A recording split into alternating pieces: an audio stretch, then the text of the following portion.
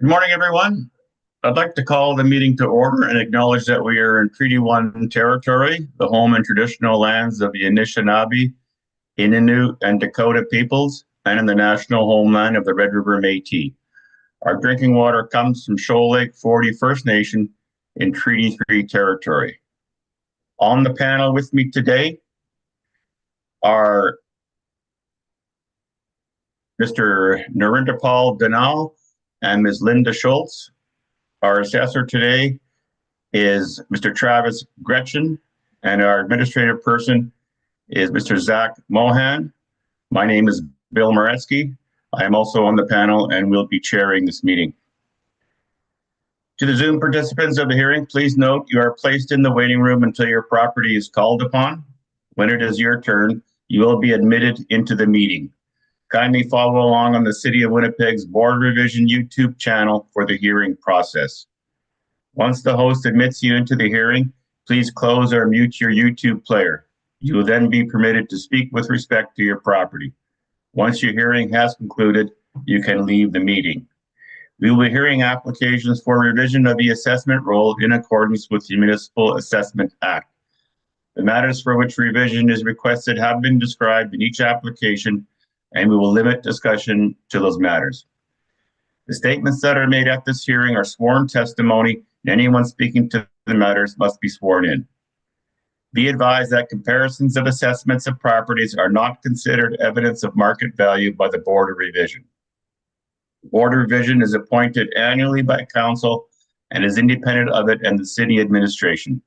It makes its decisions on the basis of the evidence provided at this hearing and issues a written order that will be mailed to all parties as soon as possible. Please note that the board's decisions with respect to an application may be appealed to the Manitoba Municipal Board if the matter pertains to assessed value or classification, or to the Court of King's Bench if the matter pertains to the application of exemptions from taxation. Should you wish to appeal, information on how to do so will be included with the board's order. With respect to the hearing process, I will confirm the points of appeal with your property to be addressed with each applicant following the swearing in. We will then have the assessor's testimony, followed by questions that the applicant may have, and then the applicant's testimony, followed by questions. Each side will have an opportunity to summarize if they wish. Once all of the evidence about an application has been brought forward, the applicant may leave. The process will repeat for each item on the docket today. The session will close after all the applications have been heard, and the board will deliberate in private and make its decisions. You will receive the board's decisions by registered mail as soon as possible. As information, all public hearings are live streamed, recorded, and will be part of the public record. We will be hearing item 5, 6, 7, and 9 on our docket today. And is Mr. Neufeld arrived yet? Not yet, Mr. Chair. Okay. We will then proceed with the 7 and 9. First, Mr. Mohan, please affirm the assessor's and the applicant's testimony. Of course, Mr. Chair. Mr. Assessor, please state your full name. Travis Gretchen. Do you affirm that the evidence you're about to give at this hearing is the truth, the whole truth, and nothing but the truth? I do. Thank you. Mr. Applicant, please state your full name. Stephen Charlebois Page. Do you affirm that the evidence you're about to give at this hearing is the truth, the whole truth, and nothing but the truth? I do. Thank you. Okay, as I mentioned, we will be temporarily adjourning items 5 and 6 until the applicant has arrived.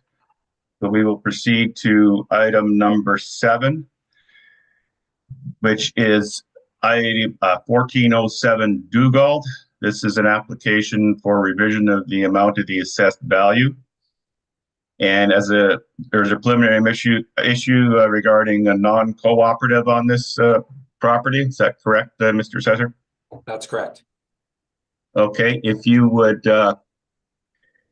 read the property in and then proceed to the non-co-op part of your presentation, and then the panel will hear that issue. Okay. Sounds good. All right. File number is 24-3084. roll number 0605-295-6600, and the address is 1407 Dugald Road. The roll year is 2025. The reference date is April 1st, 2023, and we have an assessed value of $2,285,000. So as mentioned, we are seeking non-cooperation. If you turn to my page 13, you will find the letter or the mail out for the request for information, which was sent to 1407 Dugald Road. Pages 14 and 15 include the blank copy of the mailer, which would have been sent out. Page 16 is the tracking information from Canada Post. So it does show that it was received and signed for. And if you move to my page 17, you'll find the signature card with the matching tracking number showing that it was again signed for. So there were, I did a search on the request of the agent just to double check that nothing was received. And there is a small history of non-compliance. So there has not been a mailer received for 21, 22, or 23. That concludes my presentation on non-cooperation. And is there any questions? Okay, Mr. Applicant, do you have any questions on that matter? I do not have any questions. And Mr. Denal, do you have any questions on No, I don't. Thank you. non-co-op? No, I don't. Sorry, did you say no? No. Ms. Schultz, do you have any questions? No, I have no questions. Thank you. And I have no questions. Therefore, we will go into a recess and deliberate Mr. on the Chair? matter. Yes. Sorry, do you mind if I just present the information I have from the owner's perspective on that non-compliance? I thought that would have been your opportunity there, but yeah, you can do that. Sorry, I thought you had Previously. asked if I had questions about his. Yeah, but Fair sorry, I enough. Questions or comments? Yeah. My Okay. apologies. The information I do have provided here is that the owner did in fact receive it. We're not disputing that. We do have a filled out copy of the owner has provided us that information and said that he has provided the information and sent it out to the assessment authority, and he's unsure that why they did not receive it. So from our perspective, we've been directed that that information was filled out and submitted. So that's just the context from our perspective. Okay, then I'm going to open it up to the panel again. Any questions on for the applicant on that? I don't have questions, but I guess more of a statement is I did go back and forth with Mr. Story on this, that we were still seeking non-cooperation. It wasn't a one-off. It wasn't just the 1 year that's been missing. It's the 3 years that have been missing. And there's no indication that it was sent to us in a timely manner or at all. In the past, we have had the opportunity to ask the agent if they can provide the timestamped email or any source that it was in fact sent out, not just filled out after the fact. Nothing was able to be provided. The response was that they think it was mailed out. So it wasn't a justified ability for us to, like I said, determine that it was ever sent. And on our records, there was nothing received. And we do have the signature on there and that they did receive the copy. So yeah, that would conclude my statement on that. Mr. Dunal, any questions for the applicant? No, On I that? don't. Thank you. Ms. Schultz, any questions? No questions. Thank you. Okay, and I have no questions. Okay, Mr. Mohan, we will go into a recess then and deliberate on this matter. All right. Okay, we are back in order. The panel has heard and deliberated on the matter concerning the non-co-op on this property, 1407 Dugald, and we have made a decision that we will grant the non-co-op.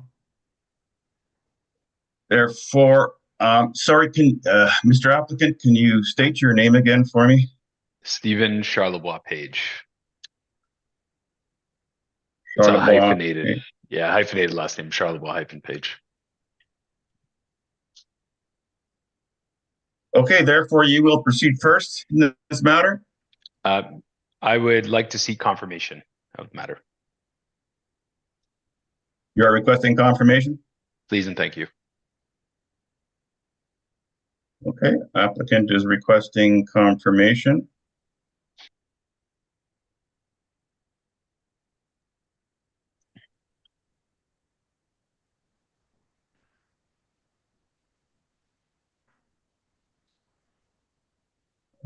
Any questions, Mr.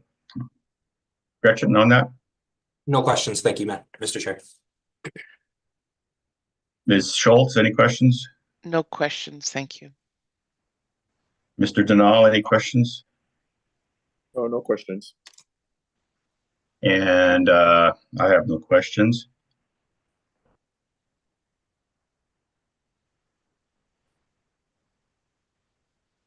So I don't believe there's any need then for the assessor to go through a presentation. Just you have read it into the record already, correct? Yeah, we read in the file number, roll number, and then proceeded to, or the value address, and then proceeded to the non-co-op. Okay.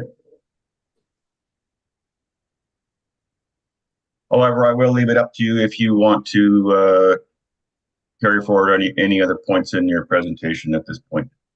No, I don't think there's a need for that. Thank you, Mr. Chair. Okay. Therefore, that will then conclude this item number 7, 1407 Dugald Road.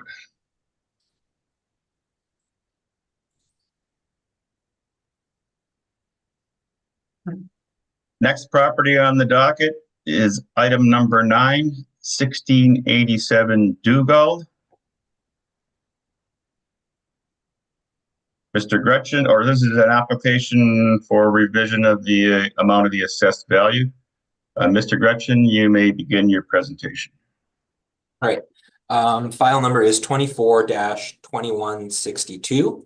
The roll number is 0605-022-6000. Address 1687 Dugald Road. We have a roll year of 2025, reference date April 1st, 2023, and an assessed value of $3,075,000. The property consists of 2 buildings with 2 premises, built in 1977, and has 20-foot wall heights. The land area is 108,846 square feet, and the plan area is 18,000 square feet, giving us a land to plan ratio of 6.05. Moving to my page 2, we'll see that there is a sale. The most recent sale took place in 2018, and this was for $2,600,000. Our 2025 assessed value again is $3,075,000. So this is an increase of $475,000 over 7 years. Moving to my page 3 for the location of the subject property. It is located in the northeast quadrant of the city on Dugald between Lagimodier Boulevard and Plessis Road. So page 4 is more of a zoomed in map just showing that location. Moving to page 5, you'll see the lot parcel as well as some street view photos of the building. Page 6, 7, 8, 9 include overhead photos of the building and the lot. So as mentioned, that land to plan was pretty large at 6.05, and there is adequate space for future development, also fitting for storage needs. So this is a car, sorry about that, my email's dinging. The tenant is a car dealer, and so they do have that space for storing cars. Moving to my page 10, you'll find my rent comparables. So my lease start dates range from 2019 to 2022, and the lease terms range from 3 to 10 years. Leased area square footages are approximately 8,800 square feet to 21,000 square feet. and wall heights range from 14 feet to 23 feet. The effective year built are between 1960 and 2015. And the net rent square footage rate is a range between $8.82 and $13.50. Just for comparison, on my page 11, the vehicle service garage comparables have also been included. So the lease start dates for this range from 2019 to 2020.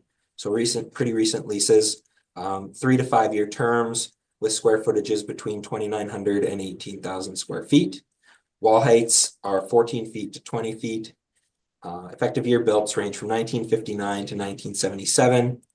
And net rents range from $8.59 to $16.09. So this is classified as an industrial storage warehouse. We don't have it as a vehicle service garage, as there are usually a few characteristics to be classified as a vehicle service garage, lifts, hoists, oil bays.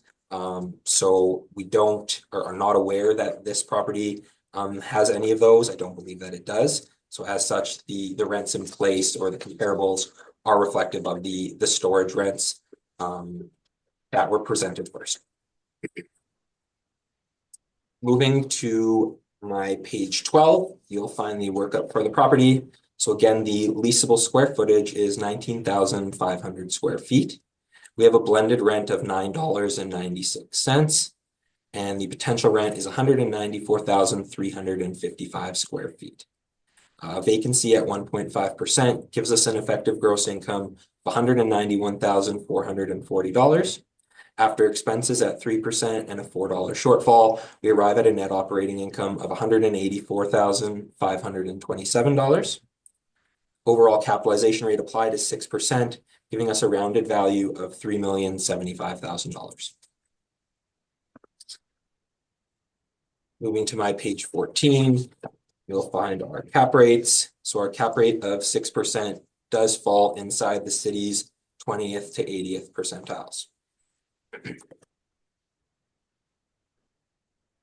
And page 17 is the application for Board of Revision, and that concludes my presentation. I respectfully ask the board to confirm the value at $3,075,000, and I'm now open for questions. Thank you very much. Mr. Charlebois Page, do you have any questions on the assessor's presentation? Thank you, Mr. Chair. I do. First, I noted that first let me ask, was the value presented today model generated? It was. You did touch on the sale. Are you aware of anything that would make that sale non-arm's length? There was an indication on the, so this is kind of where there was a gray area. There was an indication on the sales mailer that it was not a leaseback, but it wasn't indicated that it was a leaseback, but it was a form of a leaseback in the sense that the owner was selling but continuing to lease. Yeah, I did note that as well. It was an option within the lease to purchase the property. That was, I guess, and with respect, I don't have that lease information available, but it's likely that purchase price maybe was built into that lease deal. Something of that nature. It does not seem like an arm's length transaction to me anyway, just based on my review of the same mailer. And then also further to that, did you have a chance to review the financing on that sale as well? I did not have a chance to review the financing, but I did when I received your evidence, I did see that you also had the potential or non-arm's length with the leaseback. And that's where I was mentioning the gray area, because when I included the sale, I did look at the land transfer, and the land transfer was signed that it was a bona fide sale between transferee and transferor, and it was signed that the fair market value was $2.6 million. So that's why I did include the sale. Yeah, okay. And I just to note, I don't believe the property was listed. They note on there that there was no appraisal completed. So just some of those factors when the tenants when the owner was a tenant or there's a pre-existing relationship, it was built into a lease option. The financing is irregular. There's just, for me anyway, a number of notes on there that would make it non-arms. But it is a 2018 sale, so Yeah. we'll just move on from that and go towards some of the other evidence. But thank you, I appreciate that. First, I'll just touch on the vacancy allowance for this property, quite low at 1.5%. I know that within your evidence, there's certainly not much, but I'm assuming this is a modeled figure at 1.5%. Correct. Yeah. Does that vacancy take into consideration bad debt as well? I know in the income approach, typically a vacancy and bad debt allowance is applied at that port prior to the effective gross income calculation. Is that your understanding? I believe so, but once again, I'm uncertain as to what aspects the model generates to account for vacancy. I do know that through the Johnson report, there are different areas as well of the city with different rates at vacancy. This was outside of the industrial park, but right across the street did have the low vacancy as well. Okay, and just so sort of in the same way that it's outside of that industrial park and sort of surveying the citywide vacancy, I think from owner-occupied assets to multi-tenanted assets in that Johnson report you reference is ranging from 2 to 4%, I believe. And in this case, 1.5% being used, and that's just vacancy, not accounting for collection loss. Would you agree that that's a pretty aggressive allowance for both of those figures? Sorry, what was the other figure you referenced? Sorry, I'm just saying, if we're saying that the vacancy citywide for owner-occupied and multi-tenanted between all these neighborhoods ranging between 1.9 to 4%, do you think that 1.5% is aggressive given the fact that this allowance is for vacancy and collection loss? I'm going to say no, just in the sense that it is an owner-occupied building. It is long-standing tenanted, and the 1.5 is close to the industrial park, which is pretty close in parameter to where our subject property is located. But you'd agree that when a property is owner occupied, the market vacancy should be surveyed. Is that correct? I'm not going to agree or disagree. Like I said, I feel that 1.5 is fitting for this property. Okay, thank you. So just going through some of the comparables you provided, I know you noted that you included VSG comps and then said this property doesn't have the fit up to be considered in that, and it's not stratified with those for the purposes of valuation. You included them, I think, just more for color commentary and to say, this is sort of the assets they'd be grouped in with, from your opinion, in the market. As a lot of those comps are quite small. I've noted that I think 4 to 5 of them are less than a third of the size of the subject property. You think that have an effect on the rate per square foot? I mean, generally the vehicle service garage rents are significantly higher. So I did include them more for context, just the fact that as I said, I'm not aware that this building has any of those characteristics that go into the service garage. There is, like I said, the future availability for development with such a large land to plan ratio. So that is aspects that could be added as an addition. And just wanted to highlight that we were still classifying this as an industrial warehouse, not a vehicle service garage, but there is the potential for development to it. Okay, but just to confirm, the rent there, let's take 971 Dugald, for instance, it's a 2,900 square foot lease at $945 a square foot.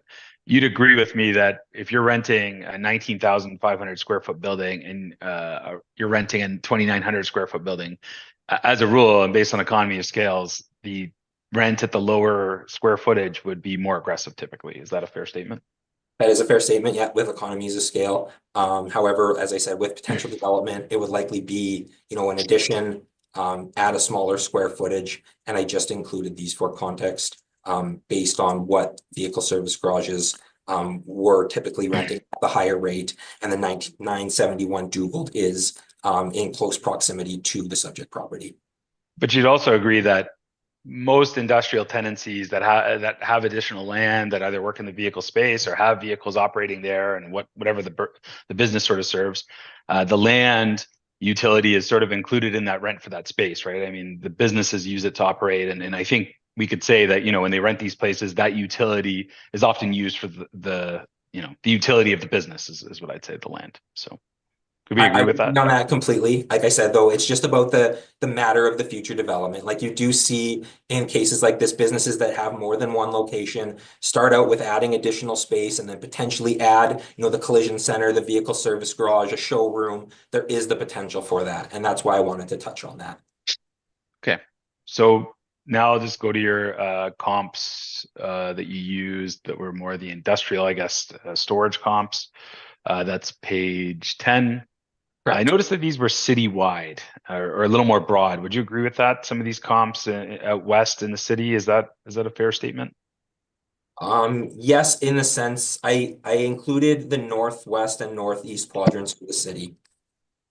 Okay, so yeah, so some of these would be like, I think the Hecla property would be just north of the airport there on the west end.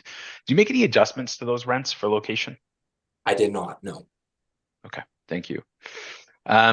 So with that being said, I think that just sorry, some of those rents there, the ones that were tight to the subject property, I believe in the last file you included a rent at a property called addressed 131 Cordite Road, which was less than 2 kilometers from the subject property, and the rent was listed at $6.50.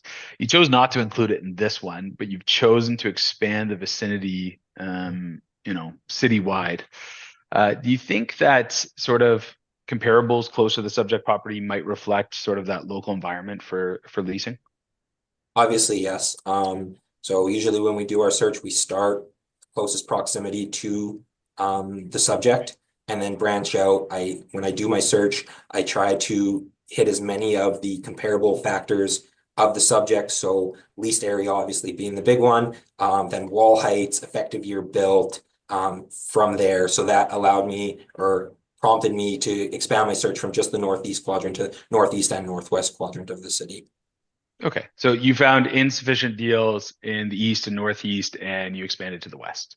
And that's Correct, to okay. fulfill more of the parameters that would match the subject property. Okay. So now I'll just flip down with you to your capitalization rate information, which is on page 14. I just wanted to note here, you guys say, your guys modeled cap rates are supported here by the brokerage firms. Brokerage firms are ranging from, was that 6 to 7.5 for Class B industrial assets. This one's currently at a 6. So the people who sell these things are saying their range is between 6 and 7.5%. This modeled cap would be right at the bottom of that range. Does that strike you as a bit aggressive given that range that the people who are selling these are using? It's tough to say because of the difference between the market comparables with Colliers, CBRE, Cushman and Wakefield are in that 6 to 7, whereas the city range, using the model with a lot more properties, is giving us a range of 5.35 to 7.3. So we are within, close to the center of the range of the city, but then on the lows for Class B, for Colliers and Cushman Wakefield. So just because that range is there doesn't mean that there are not properties that fall outside of those parameters. As mentioned, it is in the city's 20th to 80th percentile, but I do agree with you. We are on the low end of the two market evidences. Okay, thank you. And I wouldn't disagree with you. There's exceptional properties, and then there's stuff that I would consider non-investment grade that would obviously be outside of maybe the typical range that anyone would use as a valuator. But in this case, to me, from my perspective, I feel like this asset's sort of in that, it's a Class B industrial building, and there's nothing spectacular, exceptional, and there's nothing that's non-investment grade about it. So anyway, I appreciate your answers. Thank you, and that concludes my questioning. Thank you. Thank you. Mr. Denal, any questions for the assessor on his presentation? No, I don't. Thank you. Ms. Schultz? No questions at this time. Thank you.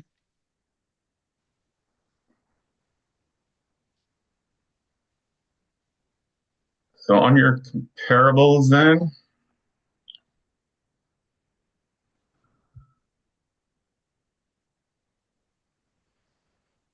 so you are saying that this subject property is a vehicle service garage, correct?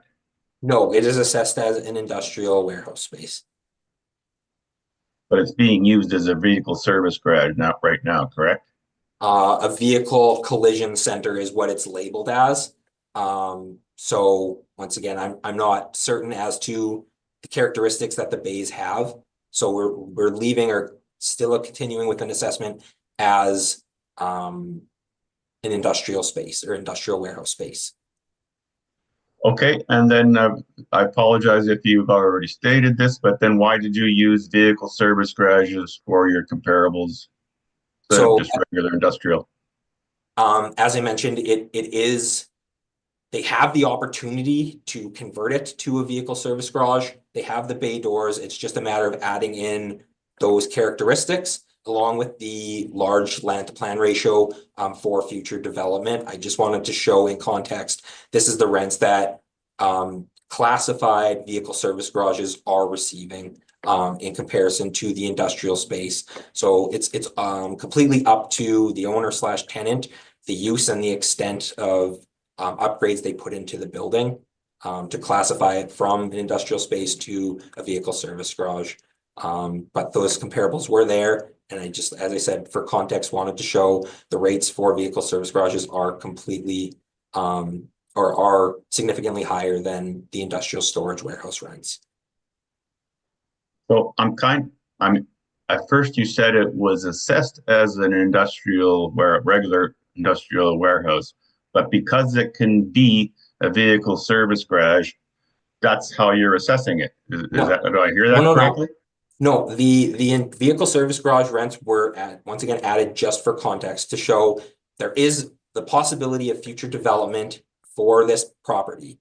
In the event that, say, they did add an addition or they did add those services, there are higher rents that are achievable for this property. So our assessed value is based on it being an industrial storage warehouse, and however the tenant is using it or the owner is fitting it, it's still being assessed currently as an industrial storage warehouse with potential to be converted to a vehicle service garage. Okay. Hopefully. Thank you. Thank you for the clarification. Yeah, no problem at all. Thank you. Not that you weren't clear the first time, just, yeah, thanks for repeating it. I have no further questions then. So, Mr. Charlotte Page, you may begin your presentation. Thank you, Mr. Chair. So the subject property is an owner-occupied industrial building built in 1977. It's got a leasable area of 19,500 square feet. For an assessment is $3,075,000. I've set aside the sales comparison and cost approach to focus in on the income approach. That begins on page 12 of my report. On page 12, you'll see 10 rent comparables used to survey the market as the subject property is owner occupied, no arm's length lease deal in place. These all come from the same neighborhood market and did my best to stratify the size. As you can see there, they're ranging, sort of bookending the subject property. Some of them are quite low. In the subject property has, put it at the top end of that range. So I used $8 a square foot for a net market rent of $156,000. For vacancy, I've surveyed sort of the Johnson report and the information that's available, and sort of saw the ranging there between owner occupied and market vacancy. Obviously, it's stratified by location, but citywide going somewhere between there 2% to 4.3%.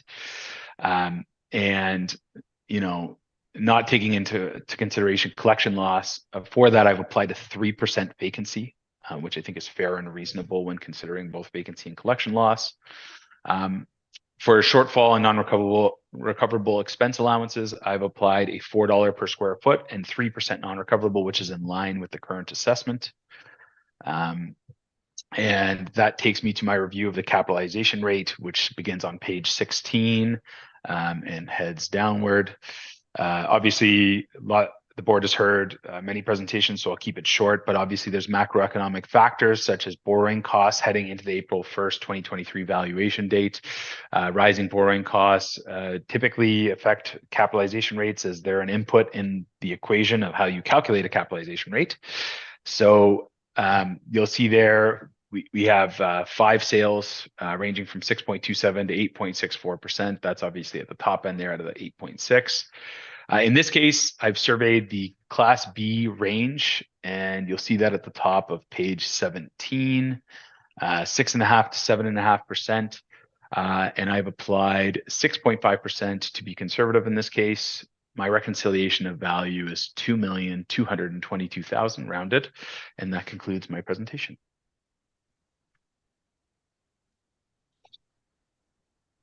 Mr. Gretchen, any questions on the applicant's presentation? I have no questions. Thank you, Mr. Chair. Ms. Schultz, any questions? Just one question on the rent that you have at, what did you have at $8, I believe it was. Yep. Do we have anything on what they actually are as far as the rent that, I know it's leased back to the owner occupied? Do we have any information on that? I don't, and I wouldn't put much weight on it, just like the sale, just that relationship, and that's, you know, that figure could just be for internal operations figure, or there could be no weight put to it. So I wouldn't, like, given the no appraisal on the sale, that kind of stuff, it would scream non-arm's length to me in every way, and I think the market is the best to be surveyed to find that net rent. And some of these comps here you'll see that I provided are outside of industrial parks as well, just like the subject property there on Dugald. So. Okay, no further questions. Thank you. I have no questions, further questions. Anything in summation, Mr. Gretchen? No summation. Thank you, Mr. Chair. Anything in summation, Mr. Charlie Page? Thank you, Mr. Chair. I would just ask the board to review the comparables provided, the rent comparables provided by Altus, or by Ryan in this case, and ranging in similar size, similar age range, similar asset type. Many of the comps provided by the assessment authority in this case are quite small, less than a quarter of the size of those VSG comps. And I'd ask the board to both review my study and also the broker's range and contemplation of a revised capitalization rate. Thank you so much. Thank you.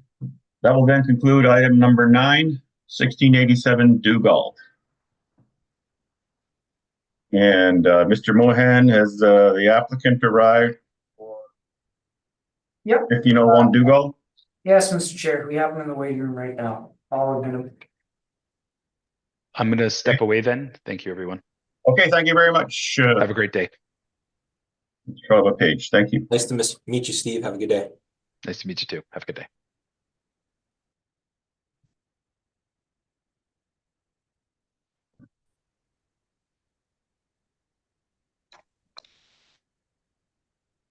All right, is everybody ready to keep going? Just making sure. Morning, Rocky. Can you hear us okay? Yeah, everything sounds good. Perfect. Okay, can you swear in the applicant for this property, 1501 Dugald? Of course, Mr. Chair. Mr. Applicant, please state your full name. Rocky Neufeld? Do you affirm that the evidence you're about to give at this hearing is the truth, the whole truth, and nothing but the truth? Yes, I do. Thank you. Okay, our next property in the docket is item number 5, 1501 Dugald. This is an application for revision of the amount of the assessed value. Mr. Gretchen, can you please begin your presentation? All right, if I could just have a moment, I just wanted to confirm with Mr. Neufeld that we are moving forward with the recommendation for this property. Mr. Neufeld? Sorry, I just turned my coffee machine on. It's a bit noisy. I thought I'd have a moment of silence there. I'm just calling it up on my screen here. I just ran into Ayrton 2 minutes ago. Okay. Okay, yeah, I'm looking at it. That's 1190. Is that it? That's correct. Okay, yeah. All right. Let me know when you're ready and I can start my presentation. You'll have to read it in though, your presentation, and get to your recommendation. Yeah, that's what I meant. Okay, yeah, you can proceed. So file number is 24-4193. The roll number is 0605023600. The address is 1501 Dugald Road. The roll year is 2025. The reference date is April 1st, 2023, and the assessed value is $1,322,000. We will be making a recommendation in agreement with the agent, Mr. Neufeld, with a new revised value at $1,190,000. So this is a two income stream property. So there are no changes on our end for the valuation to the second stream or the office space. So based on the recommendation, we will have a revised rent at $8.59.5.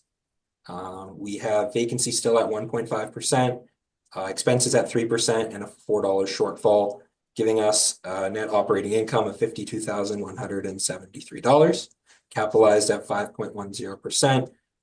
We arrive at a rounded value of $1,023,000. The second stream has the rent at $8.52. Once again, this was for office space, so our vacancy is higher at 12%. We have expenses at 3% and a $14 shortfall, giving us a net operating income of $11,722. Capitalized at 7%, gives us a rounded value of $167,000. Adding those two together, we arrive at our 2025 proposed value of $1,190,000.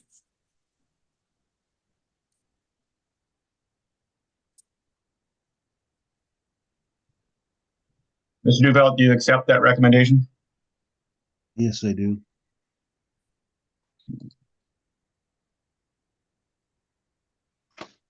Mr. Denal, any questions for the assessor? No, I don't. Ms. Schultz, any questions? No questions. Thank you.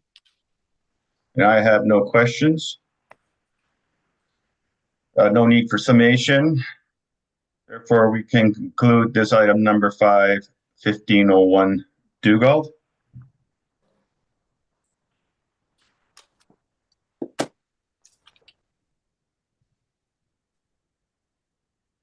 And I can leave. Thank you very much. We have one more. We do? There's Yeah. one more. Yeah.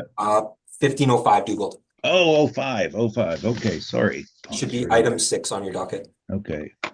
1505, the next property on the docket is item number 6, 1505 Dugald. This is an application for revision of the amount of the assessed value.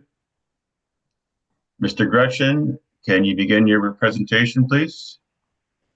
Sorry, before he begins, I don't seem to have a copy of the assessor's brief. And I think this is our internal issue. I'm just wondering if someone could forward me one.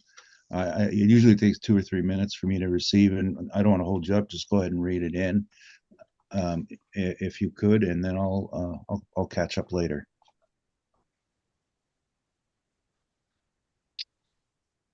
Can you send something to Mr. Neufeld, Zach, the brief? Yeah, on it right now. If we need a 5-minute break, I'm fine with that. Yeah, okay, let's do 5 minutes Okay. recess, 5-minute recess break. Okay, sounds good. All right, we are back in order. We will carry on with the property that we were on, 1505 Dugald. Mr. Gretchen, can you please begin your presentation? Okay, file number is 24-4194. Roll number 0605301100. Address 1505 Dugald Road. Roll year 2025. Reference date April 1st, 2023. And we have an assessed value of $1,580,000. There's 4 buildings with 2 premises, with an actual year built ranging from 1984 to 2007. The wall heights range from 10 to 14 feet. The land area is 59,647 square feet, and the plan area is 8,726 square feet, giving us a large land to plan ratio at 6.84. Moving to my page 2, there is a sale, or the most recent sale took place in 2017. This was at $1,250,000.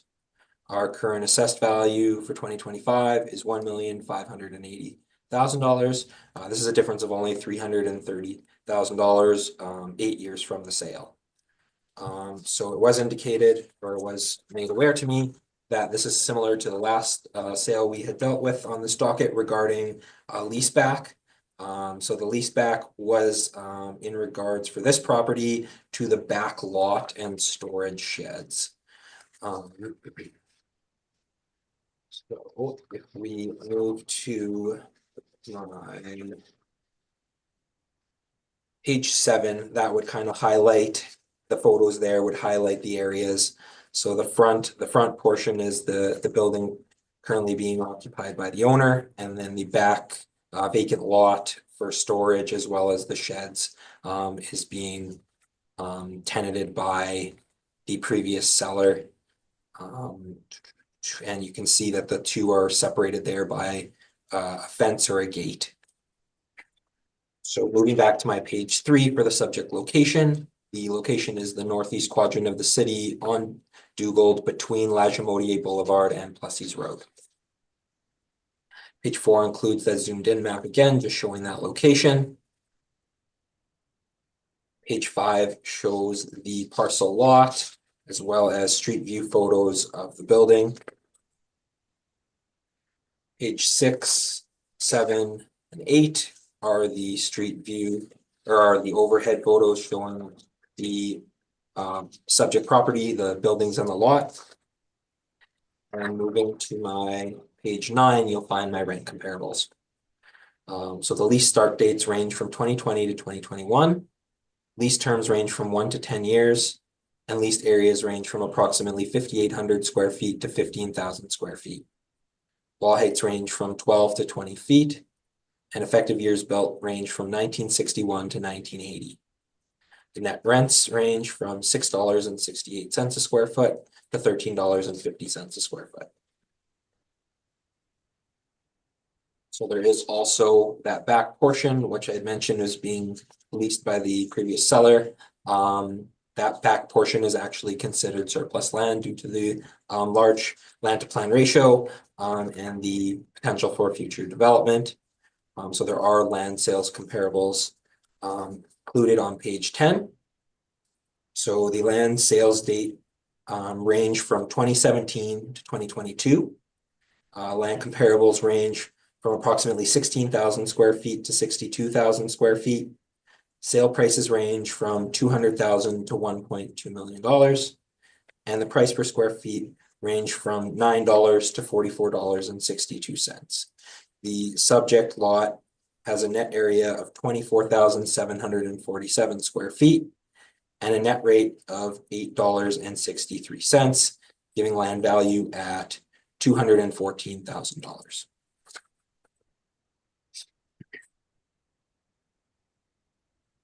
Moving to page 11, you'll find the workup for the property. So the leasable area is 10,013 square feet, and the blended rent is $7.91, giving us a potential rent of $79,270. Vacancy at 1.5% gives us an effective gross income of $78,081.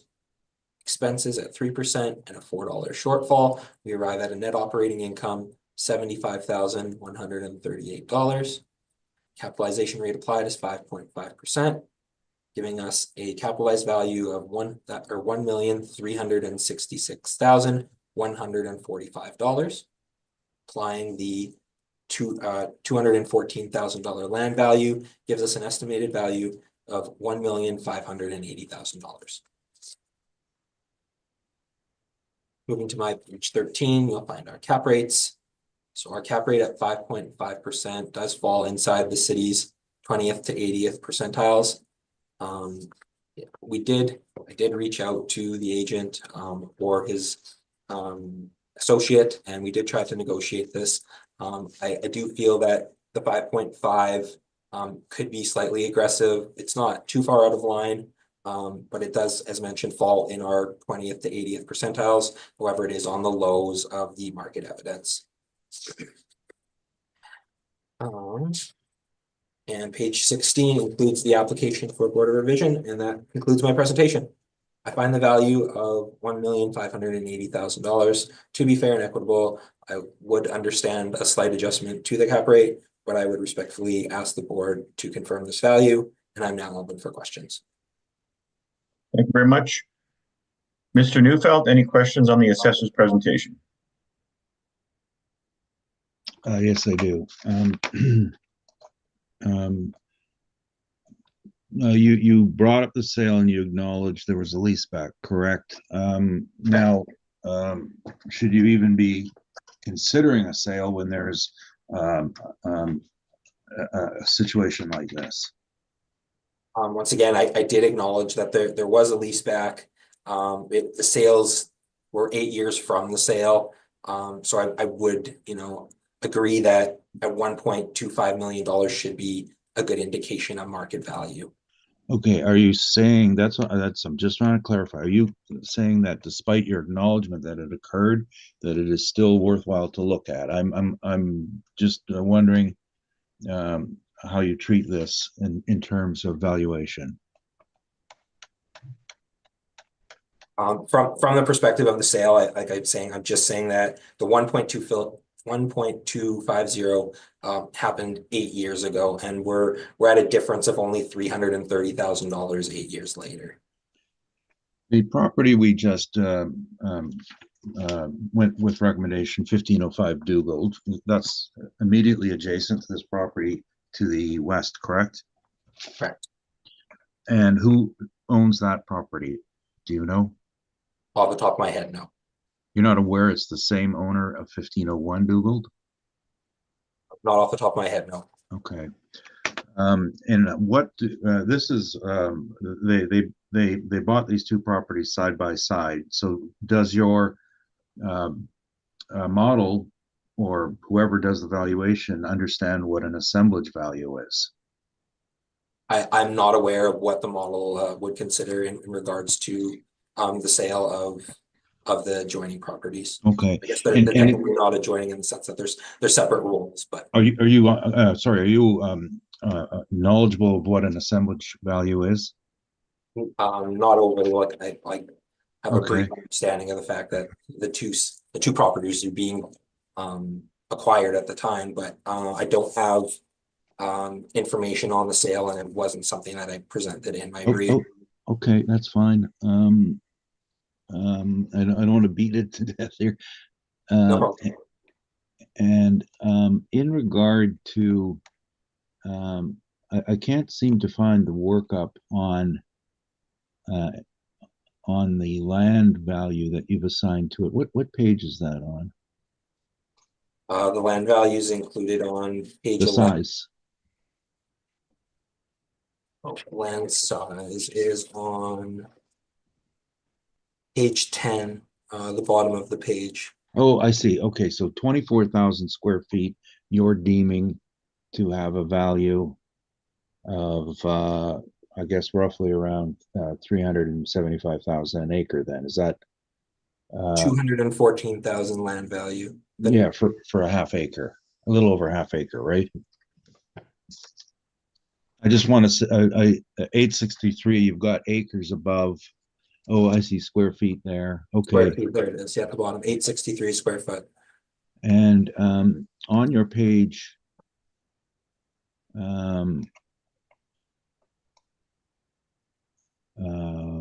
sorry, I'm going to get back here. Page 2, under subject property leases, you state no subject leases found. That's not correct, is it? Once again, that's the information that I had. I did reach out to your associate asking for the most up-to-date lease. He said that was not something that he had access to or could provide. So I don't want to speak exactly as to what his wordings were. Okay, but sorry, we don't do your work for you, right? Correct. And I Okay. did send multiple emails, or me or Mr. Froelich, just requesting the updated leasing information, as well as the terms as to when the lease back ends, if the tenant is still in place, but the information we don't have on file. Okay, what is this information then on page 15?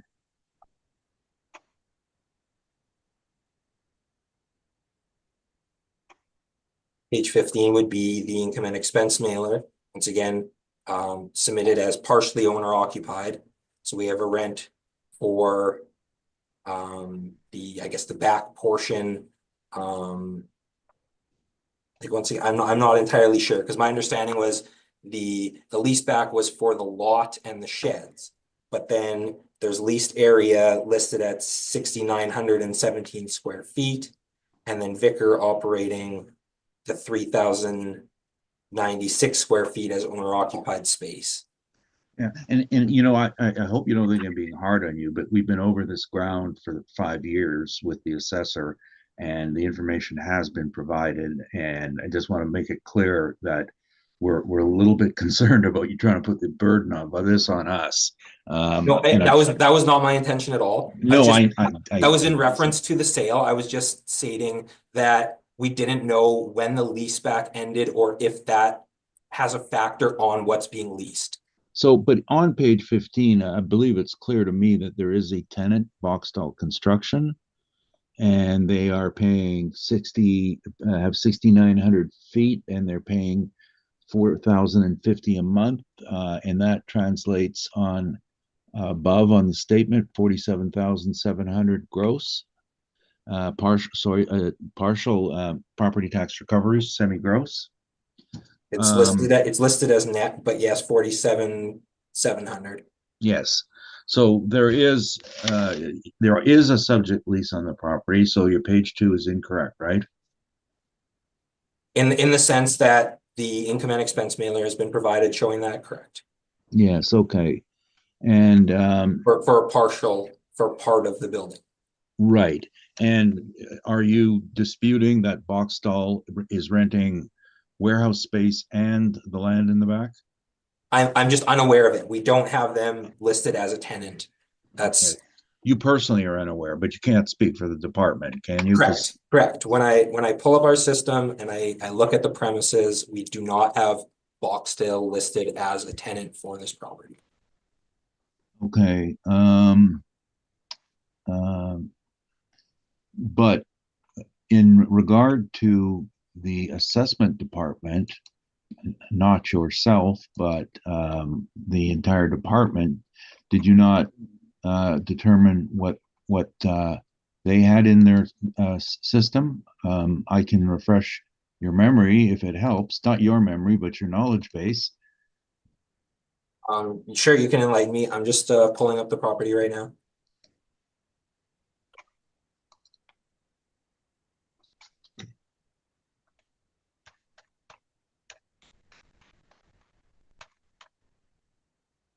Yeah, I just wanted to confirm my statement, and that is in fact what I did say. Vicar Automotive is added as a tenant. The remaining portion of the building we have listed as vacant. My assumptions would once again be the understanding that we were leasing the sheds and the back portion of the building. So there's no way for us to add them as a tenant for undeveloped or vacant space without a premise. So that would be my assumption as to why they're not listed as a tenant in the building. That's clearly something that we do need to upgrade or update, just to show that they are in fact leasing a portion of the building aside from what was potentially or what was lease backed. Yes, now that's in your system, but do you have the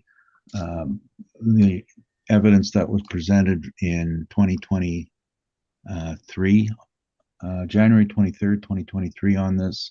I don't, and I'm not prepared to speak to it. I don't have that in my evidence. No, that's fine. I'm just saying that we have provided it in the past, and that you don't have it today is, I guess I'm just challenging the validity of what your system has in. I think, and you mentioned you had comments on the cap rate. Let me just go back to that. On your page 13 is your table of cap rates. So which road does this fit into? Page 13, so I was looking at industrial B. As mentioned, it is within our 20th to 80th percentiles, but below the market evidence of Colliers, CBRE, and Cushman and Wakefield. So, sorry, but on page 11, it's called storage warehouse. And then you're saying it's industrial B there.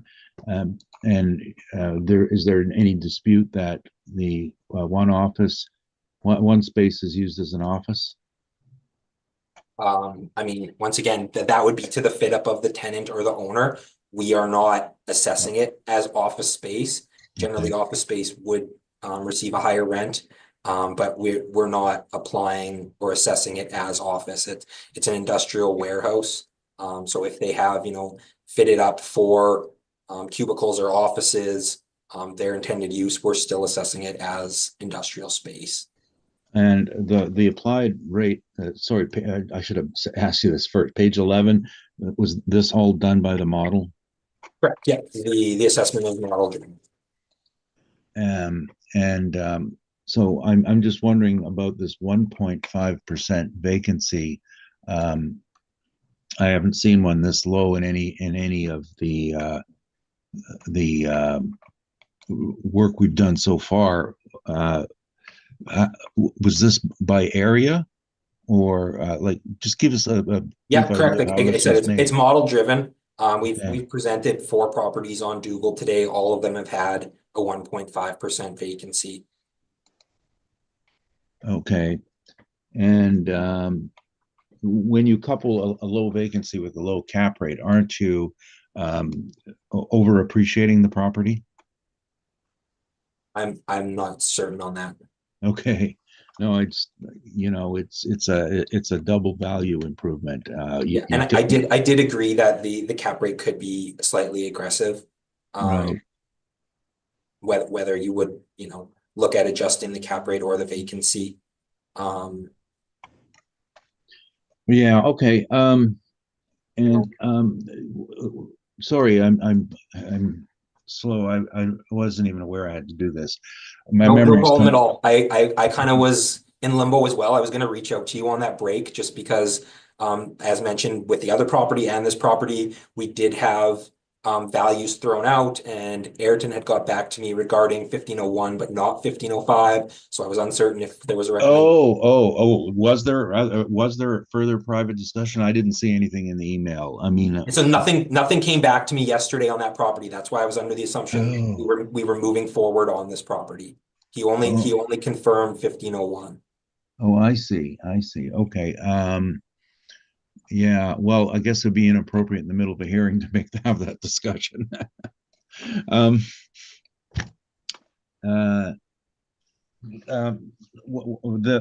1.5%, it was, you said that it was applied to, excuse me, everything you've been hearing today on Google that's industrial. Was that? So the model's generating for this area or for, the 4 properties we've dealt with anyways, 1.5%. Okay. And did it occur to anyone in the assessment department that there might be an anomaly on Google at this particular time? Not to me personally. I'm uncertain, or I can't speak to the department as a whole. Okay, that's fine. Those are my questions. Thank you. Thank you. Ms. Schultz, any questions for the assessor? No questions at this time. Mr. Denal, any questions? Just one question in reference to the overall capitalization rate. You were saying that you feel that there may be some room to move. What would you recommend as far as a number is concerned? I'm not in a position to make an adjustment to the cap rate. That once again, that it is something that was model driven.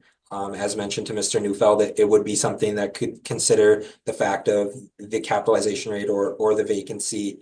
I don't feel that we're too far off. I don't want to put too much weight on that sale, as Mr. Neufeld had mentioned, but based on being 8 years removed from a value that's very close to our 2025 value, I don't think we're too far out of line. And that's kind of the progression we were making in negotiations, but like I said just previously, we just didn't reach an agreement there. Right, that's the only question I had. Thank you. Okay, I need some clarifications, I'm afraid. Let's go to page 5. Picture of the subject property. Yep. So Vicar is the owner, is that correct? Correct. Okay, so it's not this Manitoba company, is a numbered company, is just something I believe that's their like holding company. holding company? Okay. But give me a couple of minutes here. I don't want to misspeak. Just gonna pull up. Don't worry, I'll clarify it later. Okay. It's Or if Victor's he's got fault. the information, then that saves me making you guys wait to dig for it. Okay.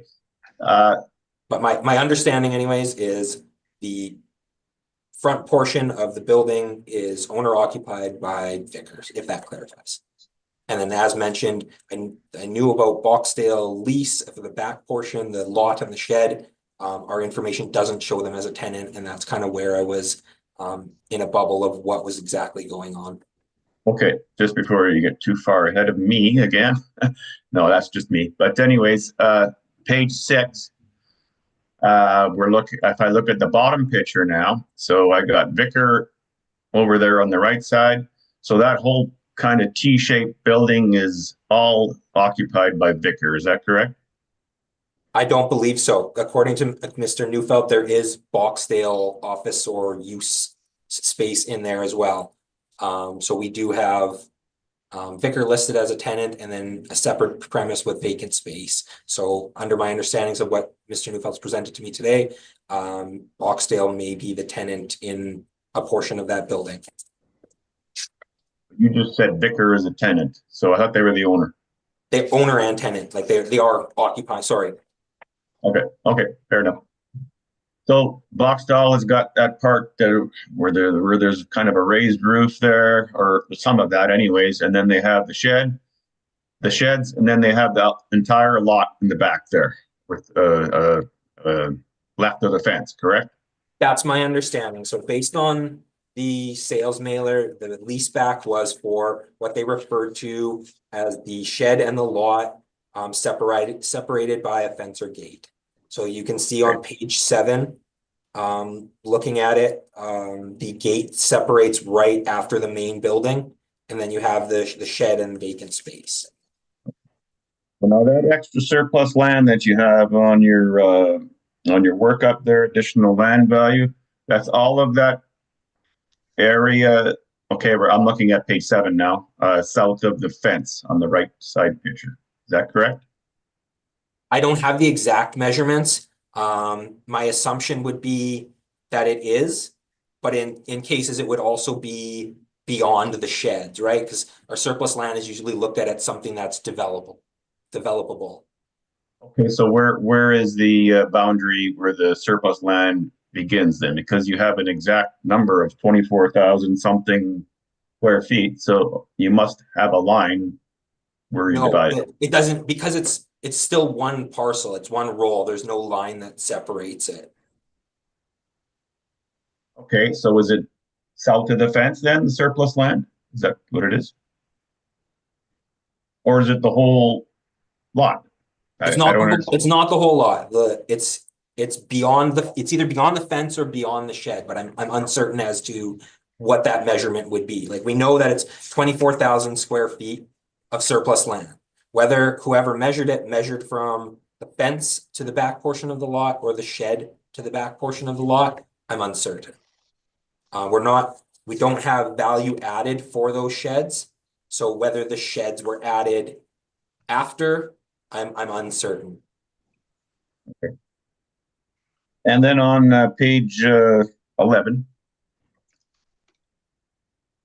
you have your premises there, and you have premise ID 3195 6917. What part of the property is that? I'm uncertain. And once again, that's what I was referencing as the the space that was occupied and then the remaining space as vacant. But where it is within the building, I'm uncertain. If it's the The front other- portion, the back the- portion. The other premise ID 27-222 with 3,096. You know what that is? No, like I said, that was the space I had listed as vacant.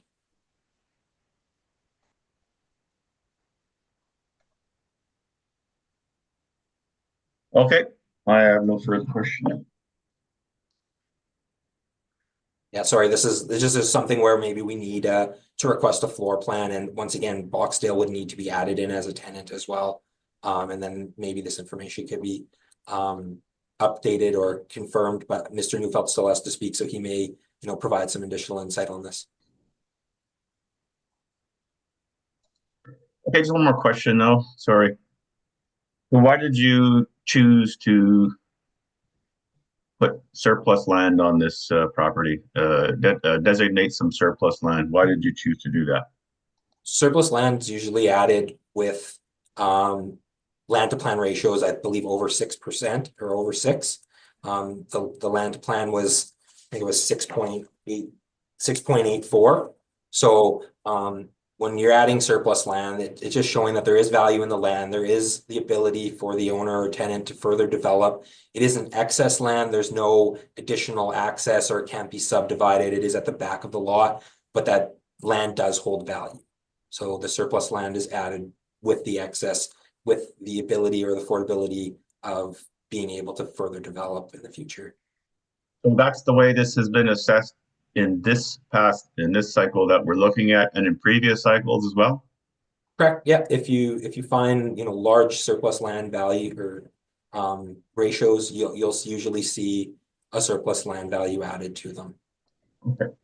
So this isn't something you've just done for this? No, this is all model driven. I didn't make any adjustments or calculations to change anything from the model. Okay.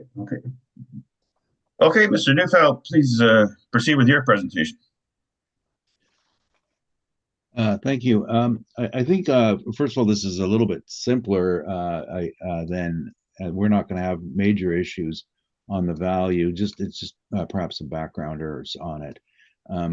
The whole concept, first of all, of the sales and even relating to the vacancy rate is not quite as simple as it would seem. The major part of what happened in I'm just trying to get dates as I'm talking here.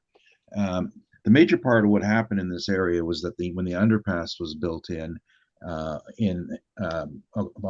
Plessy, is that we had a lot of contractors buying land and occupying space so that they were beside the project, and because it was a long-term project, and it made land more expensive. It drove down vacancy rates. At the same time, the automobile dealers in the city were faced with changes at their manufacturer level, where they used to have yards that held automobiles that all dealers could sort of pick and choose a product from. They now needed to have their own storage space.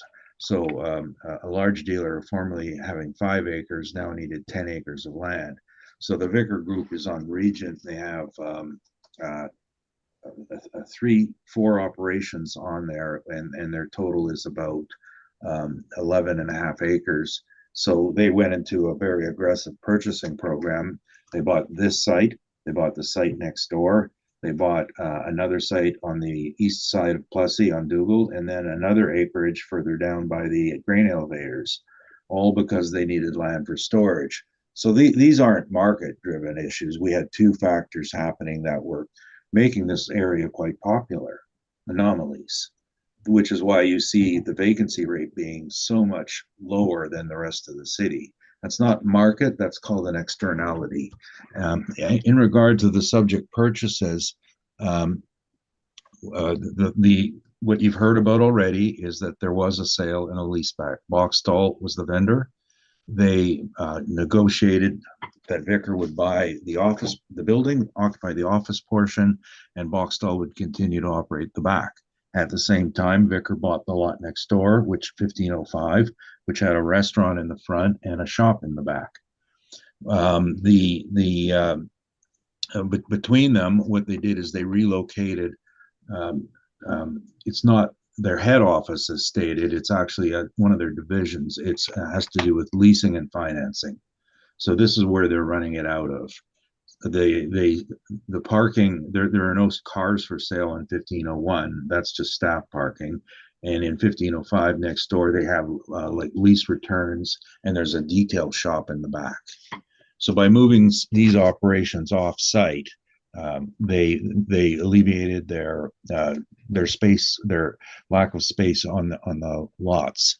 That's the background. Now, as this pertains to our value today, we are dealing with a leaseback, and we're dealing what's called assemblage. Assemblage is when you buy the lot next door to where your lot is.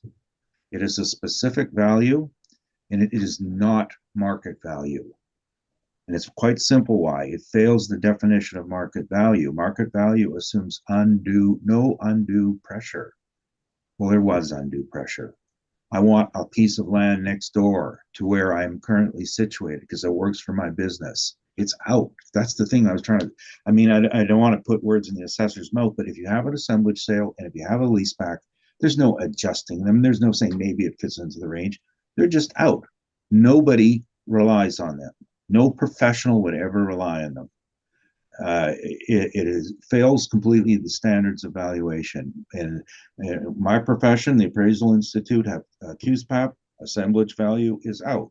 Our textbooks, I've got one right here. Assemblage is not a market value. Neither is a leaseback. The assessment, there's the International Association of Assessing Officers. They follow the same standards. The city of Winnipeg, I don't know what they're bound to, but the point is nobody else in this world supports that as a definition of market. And it's best not to put weight on anything like this at all, or even discuss them. It's a business decision that's outside of real estate. Now, in regard to the values itself, again, just giving you some background here. On our page 6, you can see the picture. We've identified the subject lot, and then on the east side of it is the assembled lot for it. And you can see what I was saying is that on the lot next door you have the lease cars here, and then they're selling the lease cars that come off lease. You'll come here for it. And in the back is at this point some overflow. I guess they got a couple of trailers of cars in, and they're storing them here. The other issue why we would call it assemblage is that their actual dealership is on Regent. So there's I forgot the name of the street, Bournay, cuts right through across the tracks and gets right to the back door of the Vicar operations. So that's very, very convenient. But that's how the operation works. And for a demarking line, I was listening to the questions. There's a fairly good sketch or a fairly good detail in the assessor's workup on his page 6. So at the bottom of page 6, you see the I guess the gray buildings versus the T buildings. That's the split.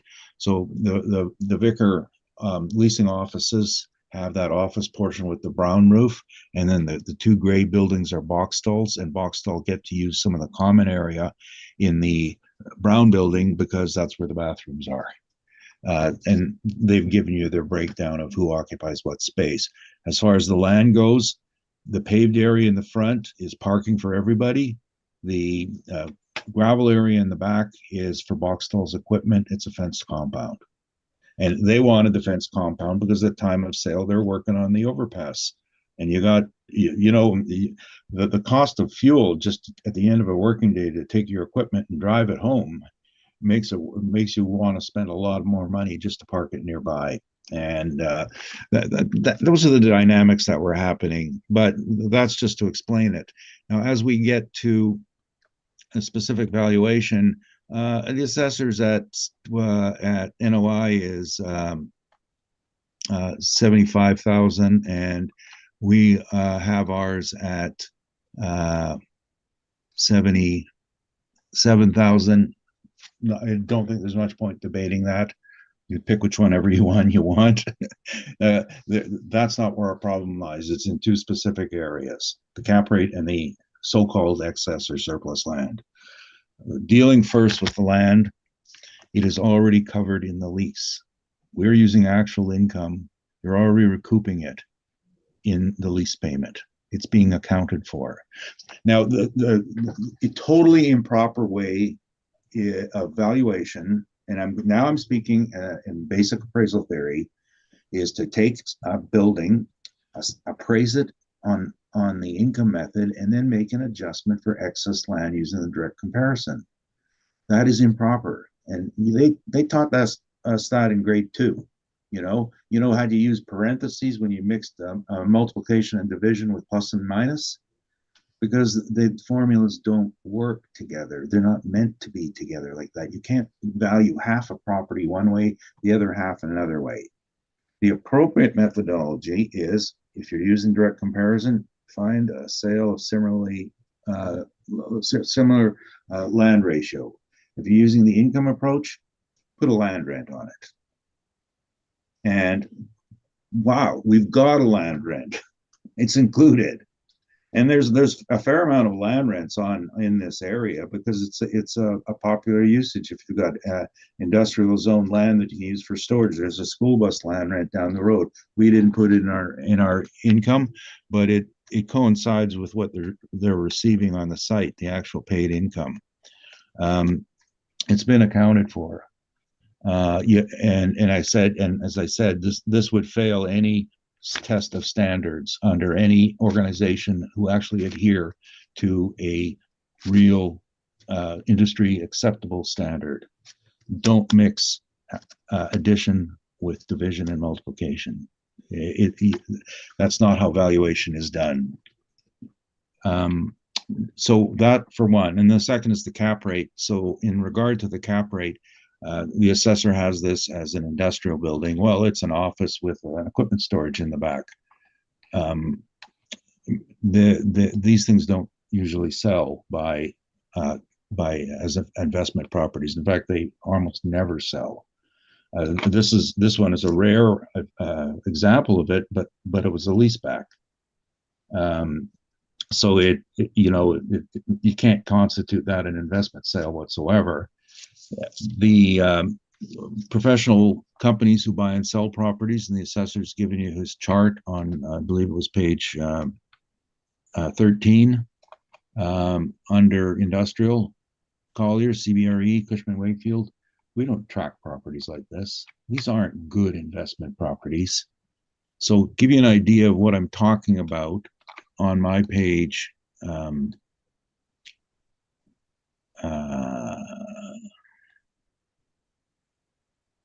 Moving way down here, page 46. This is the definitions we use for our industrial capitalization rates. And the Class B, average to good quality industrial buildings, typical of somewhat dated construction, providing good quality functional space with less extensive features, characterized by lower ceiling heights, clear heights, and fewer shipping doors. We value warehouses. They're bought and sold for investment purposes. Working buildings are not. And I was trying to illustrate what I meant by that by just some pictures on how you would grade. And on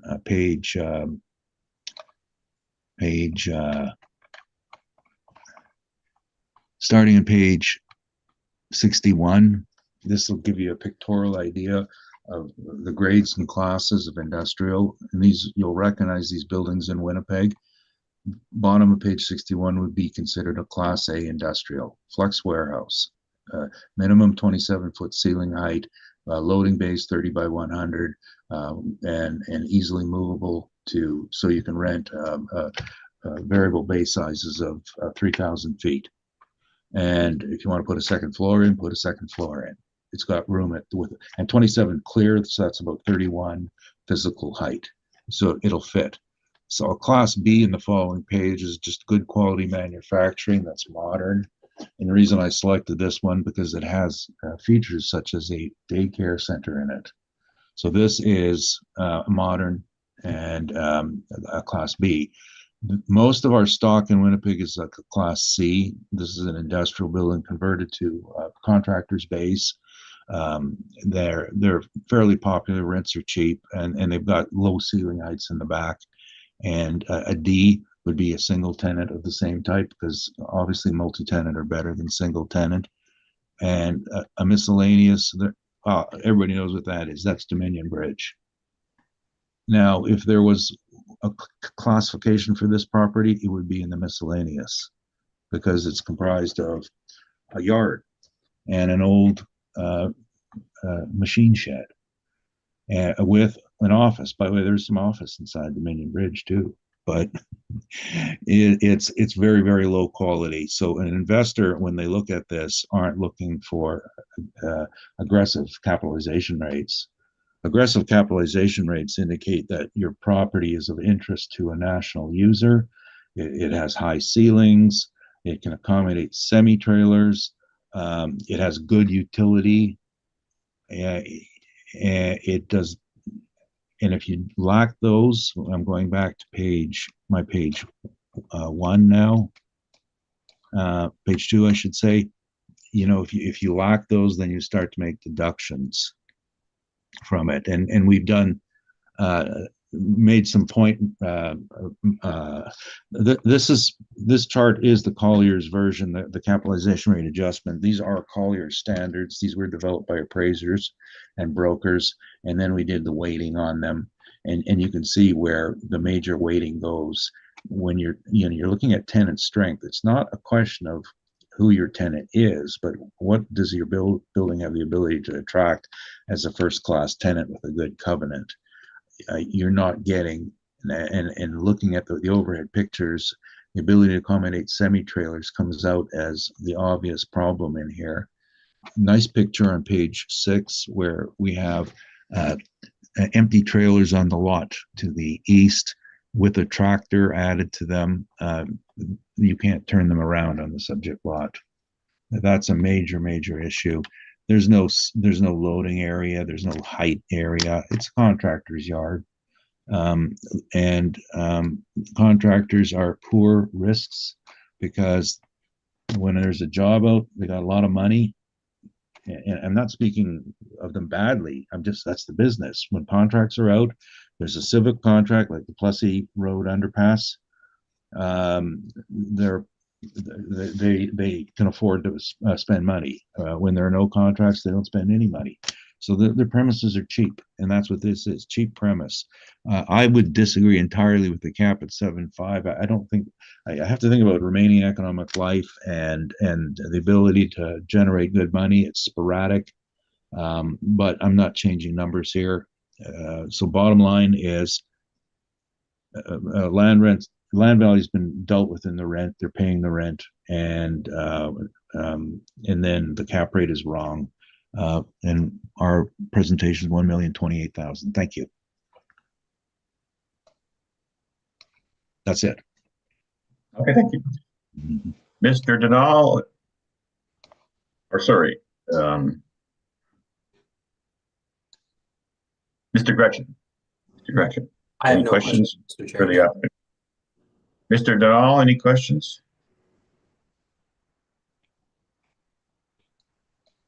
No, I don't have any questions. Thank you. Ms. Schultz, any questions? Just one question. So go back to the cap rate, and you felt that that was wrong. In your opinion, what do you feel that that's reasonable to be, what the cap rate you would use?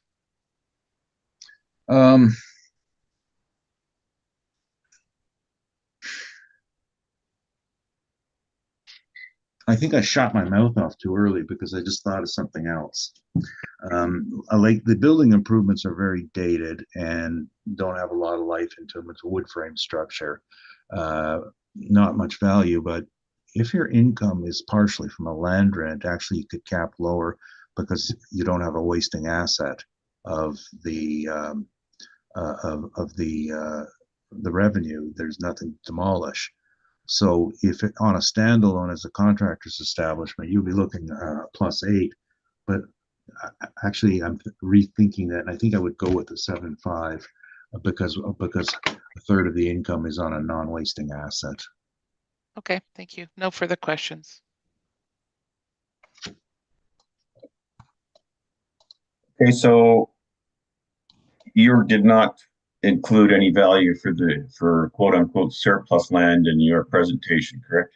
Well, we did. We included it in the rent, the proper methodology. And I'm sorry, I'm not being impertinent here, but that's where it belongs. We accounted for it. Not the same way the assessor did, though.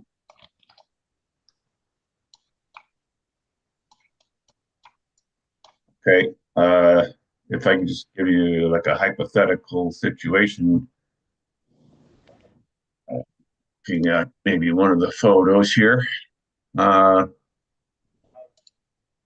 Let's choose your photo on 6. So if I own this whole piece on the, well, 1505 Donald, if I owned all that and I had that fence there, could I not potentially rent out that area where Vicar is to a tenant and then rent out the other area as storage? Could I hypothetically do that? You're talking on the subject land? Yep. Yes, of course, because and that you're describing exactly what was done, right? I think you are. Well, yeah, then I'm getting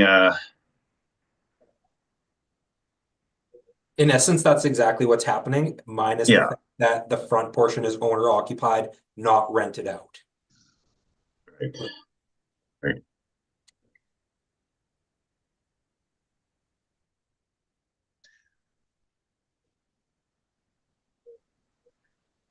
Okay, I'm not exactly sure where I'm going with this, so I'll just withdraw.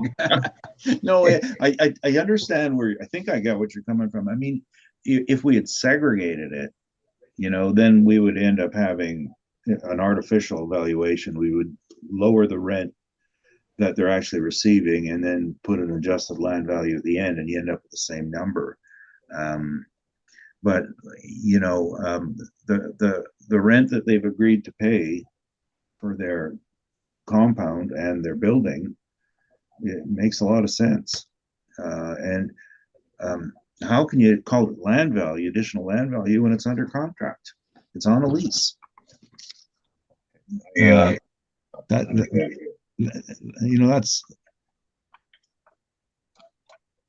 Well, you've clarified it for me. Thank you. Yeah, I understand now. Okay, I don't think I have any further questions. Oh, yeah, maybe just and you're standing by your 7.5% cap. Is that right? Yeah, I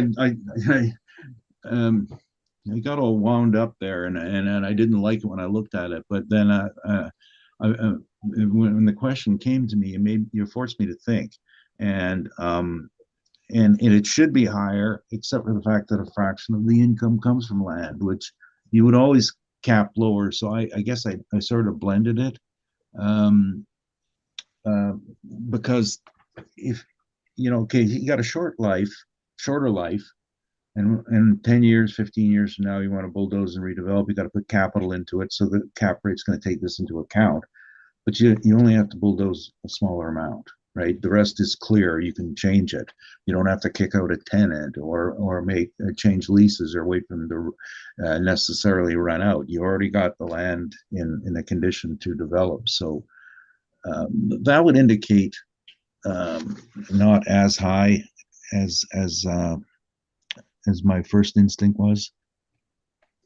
And the other thing I failed to mention is no one has talked about environmental on this, but and I have no evidence I'm going to present to you, but in our business, we would commission an environmental before we even thought about valuing this. Let's say that there's a great deal of uncertainty in this area.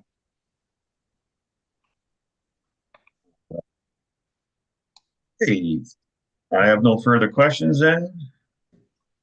Anything in summation, Mr. Gretchen? I have no summation. Thank you, Mr. Chair. Anything in summation, Mr. Neufeld? Yes, I've had the pleasure of working with this company for a long time, and I've very much enjoyed working with them. A very professional organization. My sister actually worked for them as well, and I was involved with both purchases of 1501 and 1505, as well as the Isuzu Truck Center, as an appraiser, assisting them on those.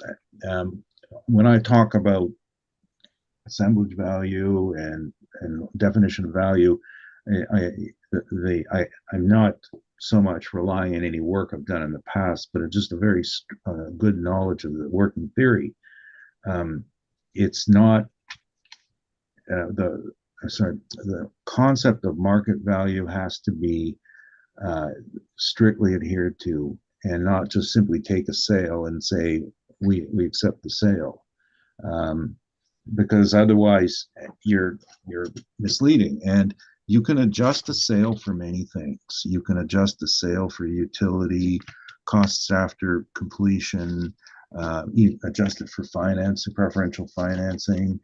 You can adjust it for a location.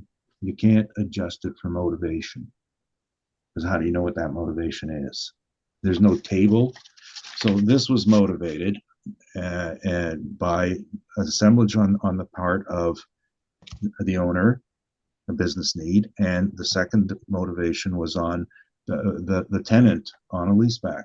You can't adjust for that stuff. You just simply don't listen to those sales, and I think the rest of what I was saying is just be repetitive. And sorry I wasn't more prepared today. I thought it was all settled. Thanks. Okay, no, thank you very much, presentation. Okay, so that then will conclude item number 6, 1505 Dugald. And I believe that we have covered all of the dockets. Panel, did I miss anything? No, it's all if we're done. All right. So therefore, we have heard all the items scheduled at this hearing, and it is now adjourned. Thank you very much, gentlemen. Hey. Bye. Thanks, everyone. Everyone have a good day.